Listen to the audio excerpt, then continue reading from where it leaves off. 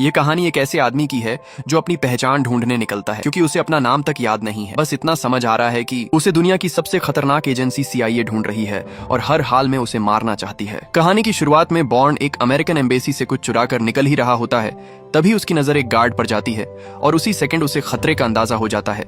लेकिन तब तक देर हो चुकी होती है। जैसे ही बॉर्न हाथ उठाता है, उसके अंदर का फाइट मोड अपने आप ऑन हो जाता है। वह छिना हुआ पिस्टल उठाता है, सामने से मदद के लिए आ रहे 2 गार्ड्स को पीछे हटने पर मजबूर करता है और सीधे हॉल से बाहर की तरफ दौड़ पड़ता है। भागते हुए वह पिस्टल को कूड़ेदान में फेंक देता है, रास्ते में एक सिक्योरिटी गार्ड को गिराता है और उसका वॉकी टॉकी उठा लेता है ताकि दुश्मनों की हर मूवमेंट पर नजर रख सके। उधर हथियारों के कमरे में सैनिकों को बंदूकें बांटी जा रही होती हैं। बॉर्न दीवार से इमरजेंसी एग्जिट का नक्शा उतार लेता है और पल भर में हर रास्ता, हर दरवाजा दिमाग में बैठा लेता है। तभी सैनिक ऊपर की मंजिलों की तरफ बढ़ने लगते हैं। वॉकी टॉकी से उनकी बातचीत सुनते ही बॉर्न सीढ़ियां चढ़ता हुआ सीधे 5वीं मंजिल पर पहुंच जाता है। वह फायर एग्जिट का दरवाजा तोड़कर अंदर घुसता है और लोहे का गेट लात मारकर खोल देता है। नीचे फायर एस्केप की सीढ़ी होती है, लेकिन वह पहले ही हटाई जा चुकी है। मजबूरन बॉर्न छत की तरफ चढ़ने का फैसला करता है। वह एक सड़ी गली रेलिंग पर पैर रखता है और जैसा अंदेशा था वैसा ही होता है, हादसा हो जाता है। उसके बैग में उसकी सच्चाई तक पहुंचने वाले अहम सुराग होते हैं, जिन्हें किसी भी हालत में वापस पाना जरूरी है। इसी बीच गार्ड 5वीं मंजिल तक पहुंच जाते हैं। बॉर्न बची खुची एक टूटी हुई सीढ़ी पर चढ़ता है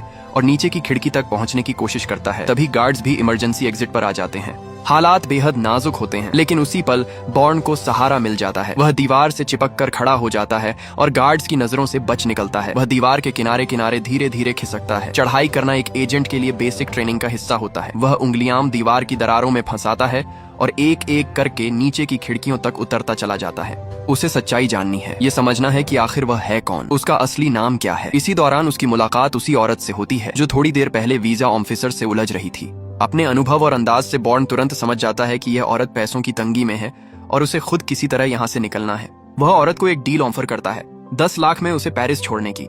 औरत को पहले लगता है कि कहीं यह कोई स्कैम तो नहीं, लेकिन बॉर्न बिना कुछ बोले सीधे उसके सामने 10 लाख पटक देता है। वह वादा करता है कि पेरिस पहुंचकर और 10 लाख देगा। तभी अचानक एक पुलिस कार पास से गुजरती है और बॉर्न रिफ्लेक्स में छिप जाता है। थोड़ी देर सोचने के बाद या तो सब या कुछ नहीं वाली सोच के साथ औरत यह रिस्क लेने का फैसला कर लेती है। वह सामने खड़े इस सीधे सादे से दिखने वाले आदमी को देखती है, लेकिन उसे जरा भी अंदाजा नहीं होता कि आगे उसकी जिंदगी लगातार भागते छिपते गुजरेगी। उसी वक्त दूसरी तरफ CIA के दफ्तर में बूढ़े कॉन्कलिन को बॉर्न के फिर से सामने आने की खबर मिलती है। वह तुरंत अपने लोगों को एक्टिव कर देता है और बॉर्न की निगरानी फुटेज निकलवाता है। पिछली रात पार्क में हुई पुलिस फायरिंग की घटना को जोड़कर कॉन्कलिन समझ जाता है कि बॉर्न अब कंट्रोल से बाहर हो चुका है। बिना एक पल गंवाए वह सीधा आदेश देता है। सिर्फ 1 मिनट के अंदर 3 किलर्स को उनका मिशन सौंप दिया जाता है। पहला है बासे, जो बाहर से एक म्यूजिक प्रोफेसर लगता है। दूसरा है जर्मनी के हैम्बर्ग से आया है और तीसरा है इटली का सुनहरे बालों वाला हत्यारा। ये तीनों आम जिंदगी में बिल्कुल नॉर्मल लोग लगते हैं, लेकिन जैसे ही ऑर्डर मिलता है ये तुरंत एक्टिव हो जाते हैं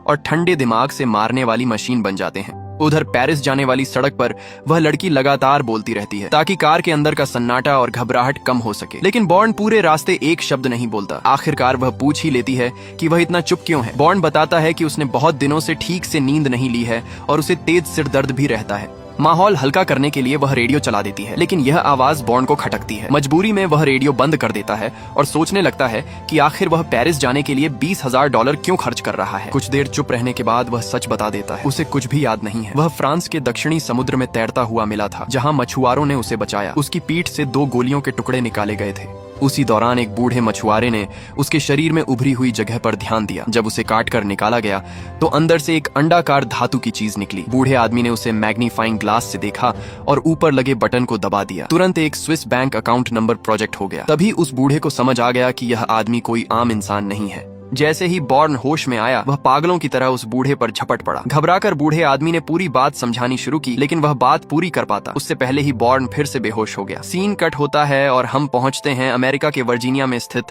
CIA हेडक्वार्टर, जहां एक अफसर घबराया हुआ रिपोर्ट देने आता है। ये सवाल उठता है कि ऐसा कौन सा मिशन था जिसमें एक टॉप क्लास एजेंट भी फेल हो गया। उधर नाव पर बॉर्न बाकी मछुआरों के साथ मछलियां पकड़ने का दांव लगाता है। भले ही उसकी याददाश्त चली गई हो, लेकिन उसका मसल मेमोरी पूरी तरह जिंदा रहता है। उसे मुश्किल गांठें बांधना आता है, उसकी पढ़ने की स्पीड बहुत तेज है और भाषाओं पर उसकी पकड़ गजब की है। लगता है जैसे उसके सारे स्किल्स मैक्स लेवल पर हों, लेकिन फिर भी इससे उसकी असली पहचान सामने नहीं आती और वह अंदर से बेचैन होने लगता है। जल्द ही नाव किनारे लगने वाली होती है।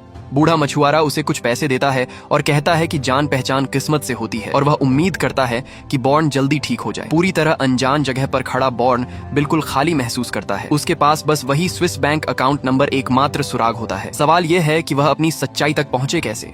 इसी जगह बॉर्न अचानक गायब हो जाता है। यह निर्देशक की जानबूझकर की गई चाल होती है, ये दिखाने के लिए कि वह आम दुनिया में छिपकर रहने की काबिलियत रखता है। स्विट्जरलैंड पहुंचते पहुंचते रात हो जाती है और वह बर्फीले पार्क में सोने को मजबूर हो जाता है। तभी 2 पुलिस वाले आते हैं। उसके पास कोई आईडी नहीं होती और उसे अपना नाम तक याद नहीं रहता। एक पुलिस वाला जब उसे डराने की कोशिश करता है तो बॉर्न का शरीर अपने आप रिएक्ट करता है। कुछ ही सेकंड में वह पुलिस की बंदूक खोल देता है ताकि खुद को नुकसान से बचा सके। खुद उसे भी समझ नहीं आता कि उसने यह सब कैसे कर लिया। वह तुरंत अपनी जैकेट उतार कर वहां से भाग निकलता है। उधर CIA में एक साथ कई बड़े अफसर एक इंटरव्यू की रिकॉर्डिंग देख रहे होते हैं। वीडियो में एक अफ्रीकी वॉरलॉर्ड कैमरे के सामने खुलेआम धमकी दे रहा होता है कि वह अमेरिका को सबक सिखाएगा। असल में वह नाइजीरिया का पूर्व नेता रह चुका होता है जिसे सत्ता से हटाकर देश से बाहर निकाल दिया गया था। अब वह फ्रांस में छिपकर रह रहा होता है और अमेरिका से मांग करता है कि उसे फिर से सत्ता में बैठाया जाए, नहीं तो वह अफ्रीका में काम कर रहे CIA एजेंट्स के नाम सार्वजनिक कर देगा। इंटरव्यू में वह यह भी दावा करता है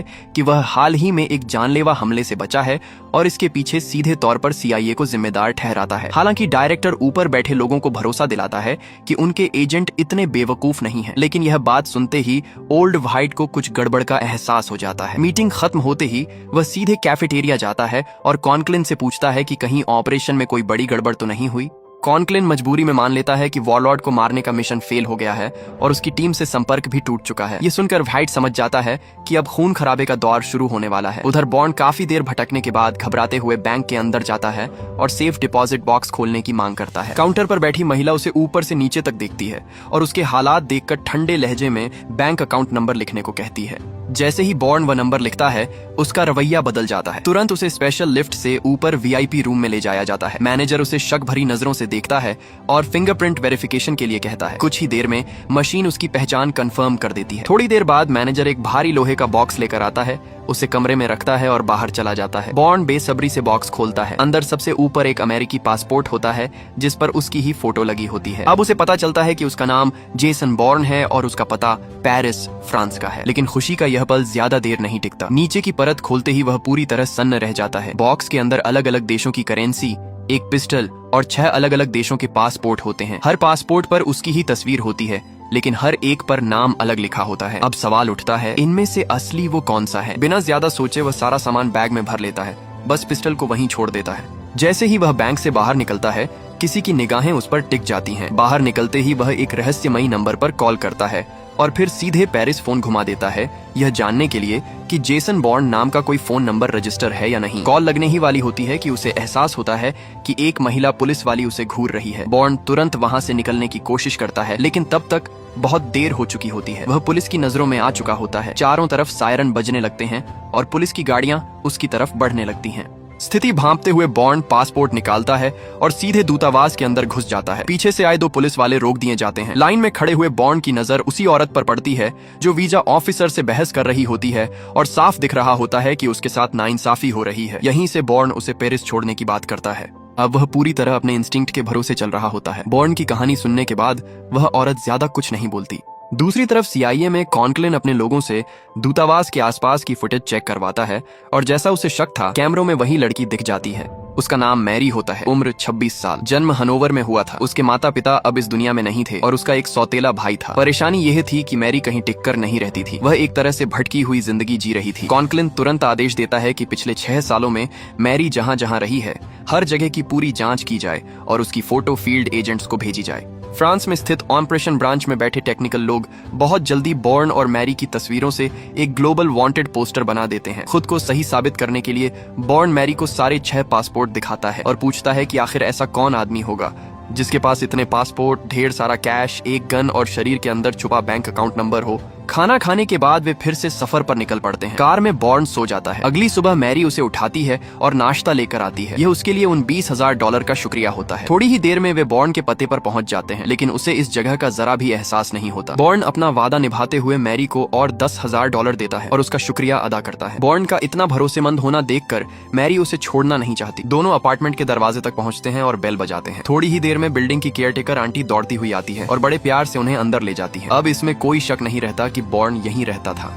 अपार्टमेंट अंदर से भले ही सादा हो, लेकिन सब कुछ बहुत सलीके से रखा हुआ होता है। रोजमर्रा की हर जरूरत का सामान मौजूद होता है। बॉर्न कमरे के हर कोने को ध्यान से देखता है, शायद किसी चीज से उसकी यादें लौट आएं। शेल्फ पर शिपिंग और नेविगेशन से जुड़ी किताबें रखी होती हैं, जिन्हें देखकर उसे लगता है कि शायद वह किसी जहाजी या ट्रांसपोर्ट के काम से जुड़ा रहा होगा।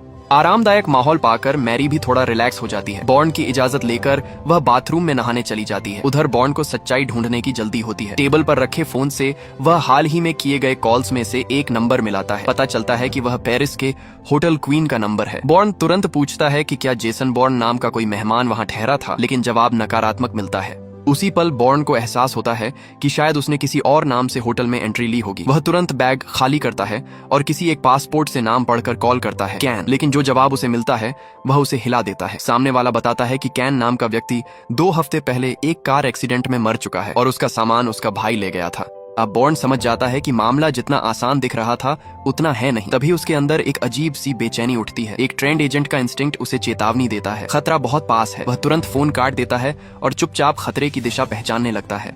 आवाज छुपाने के लिए वह किचन में जाकर नल खोल देता है और वहीं से एक तेज चाकू उठा लेता है। वह एक एक कमरे को चेक करने लगता है, लेकिन तभी मैरी बाहर आ जाती है। माहौल पहले अजीब और फिर थोड़ा नजदीकी सा होने लगता है। इसी बीच बॉर्न की नजर बालकनी की तरफ जाती है। उसी पल उसे ठंडी और जानलेवा मौजूदगी का एहसास होता है। वह धीरे धीरे आगे बढ़ता है और झटके में सामने वाले के हाथ से सब मशीन गन गिरा देता है। दोनों जमीन पर गिरकर भिड़ जाते हैं। कोई दिखावटी स्टंट नहीं, कोई स्लो मोशन नहीं, बस सच्ची खतरनाक हाथापाई। हर वार सीधा शरीर पर पड़ता है और देखने वाले की धड़कन तेज हो जाती है। खुद को कमजोर पड़ता देख किलर चाकू निकाल लेता है। बॉर्न बॉक्सिंग फुटवर्क से वार बचाता है और पलटवार करता है। उसकी हर मूवमेंट कंट्रोल में होती है। आसपास की हर चीज हथियार बन सकती है। उसकी नजर टेबल पर पड़ी एक पेंसिल पर पड़ती है। किलर पूरी ताकत से आखिरी हमला करता है, लेकिन बॉर्न उसे रोक लेता है। वह उससे पूछता है कि वह कौन है और किसने भेजा है, लेकिन किलर मुंह नहीं खोलता। इसी दौरान मैरी को बैग में 2 कागज मिलते हैं। उन पर बॉर्न और उसी की तस्वीरें होती हैं। यह देखते ही मैरी पूरी तरह घबरा जाती है और सवालों की बौछार कर देती है। बॉर्न उसे पीछे खींच लेता है, क्योंकि उसे पता होता है कि हर प्रोफेशनल किलर के पास एक आखिरी चाल होती है। और सच में किलर दोबारा उठ खड़ा होता है। कुछ ही पलों बाद सब शांत हो जाता है। बाहर से चीखने की आवाज आती है और बॉर्न समझ जाता है कि किलर ने खुद को मार लिया है। अब उनका ठिकाना उजागर हो चुका होता है। बॉर्न तेजी से सामान समेटता है। ये जगह अब सुरक्षित नहीं रहती। मैरी सदमे में होती है। बॉर्न उसे सहारा देकर नीचे लाता है, लेकिन नीचे पहुंचकर वे देखते हैं कि बिल्डिंग की केयरटेकर आंटी मारी जा चुकी होती हैं। नीचे उतरते ही मैरी उल्टी करने लगती है। बॉर्न एक पल भी रुकना नहीं चाहता। उसे नहीं पता कि भीड़ में से कोई उन पर नजर रख रहा है। थोड़ी ही देर में निक्की को अपने मुखबिर से खबर मिल जाती है। वह तुरंत हेडक्वार्टर फोन करता है। कॉन्क्लिन आदेश देता है कि मामला किसी भी तरह कंट्रोल में रहना चाहिए, लेकिन निक्की सिर्फ एक सपोर्ट एजेंट होता है, टॉप क्लास फील्ड एजेंट नहीं। फिर भी उसे फ्रेंच पुलिस की हर हरकत पर नजर रखने को कहा जाता है। इसी बीच बॉर्न और मैरी एक स्टेशन पहुंचते हैं। बॉर्न मैरी से कहता है कि वह कार में ही बैठी रहे।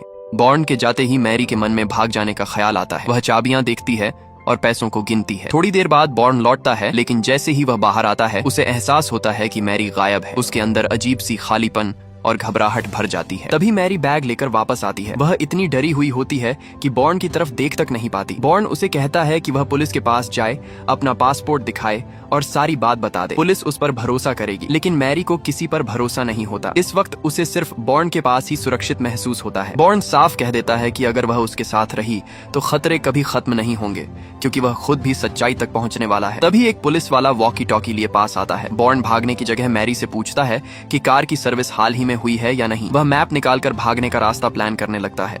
इसी बीच और पुलिस गाड़ियां पहुंच जाती हैं। मैरी पूरी तरह घबरा जाती है। इसके बाद शुरू होता है शहर के बीचों बीच सबसे खतरनाक कार चेज। बॉर्न एक झटके में कार को घुमाता है, टायर चीखते हैं और एक्सेलरेटर पूरा दबा देता है। वह हर गली कूचे को ऐसे काटता है जैसे उसे शहर की हर सड़क याद हो। आगे ट्रैफिक जाम दिखते ही वह बिना रुके कार फुटपाथ पर चढ़ा देता है। पीछे से लगातार पुलिस की गाड़ियां जुड़ती चली जाती हैं। चारों तरफ से घिरते देख वह तेजी से मोड़ काटकर कार को एक तंग गली में घुसा देता है। छोटी कार का फायदा अब खुलकर सामने आता है। बॉर्न उल्टी दिशा में गाड़ी दौड़ाता है, जो उसके लिए कोई नई बात नहीं होती। कुछ ही पलों में वह पीछे लगी कई पुलिस कारों को चकमा दे देता है, लेकिन कुछ अब भी उसका पीछा नहीं छोड़ती। वह फिर से फुटपाथ पर चढ़ता है और आखिरकार कार को एक अंडरग्राउंड पार्किंग में घुसा देता है।